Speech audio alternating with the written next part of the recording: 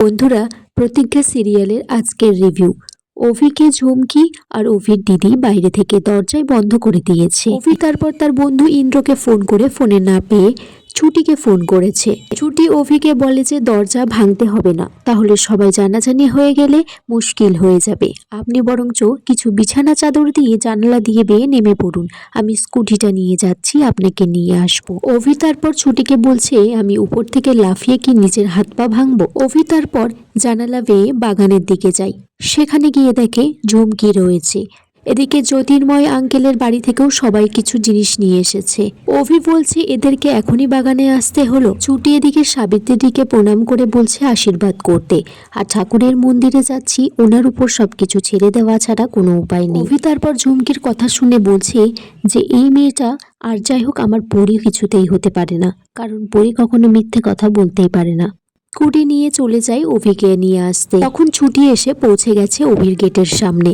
অভিকে phone করেছে। ফোনটা বেজে উঠলে ঝুমকি হঠাৎ করে পিছনে তাকিয়ে দেখে ও ভাবছে ঝোপের মধ্যে থেকে কোনো ফোনের আওয়াজ আসছে।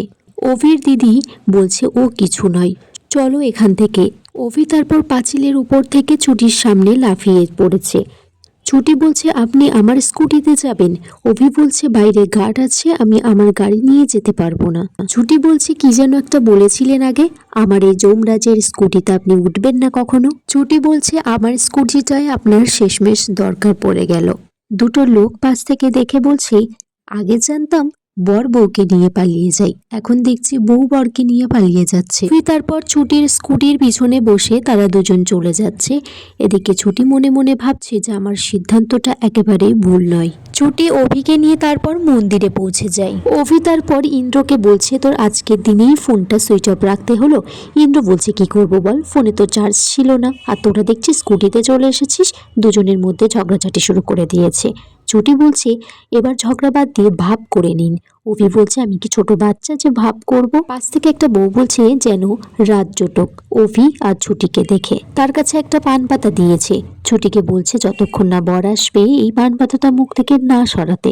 ঠাকুর মশাইও এখনই চলে আসবে। সেখানে তারপর হিরণময় গেছে ব্রাহ্মণ মশাইয়ের খোঁজ করার জন্য। হিরণময় তারপর ব্রাহ্মণকে বলছে আজকে আমার মেয়ে জামাইয়ের আশীর্বাদ আছে, তাদের উপলক্ষে আমি পুজো দিতে চাই। এদিকে অভিকে বরবেশে সাজিয়ে নিয়ে এসেছে। তার বন্ধু ইন্দ্র বলছে আজকে তোর এইভাবে বিয়ে হচ্ছে, কতটা অ্যাডভেঞ্চার ভাবা যায় না।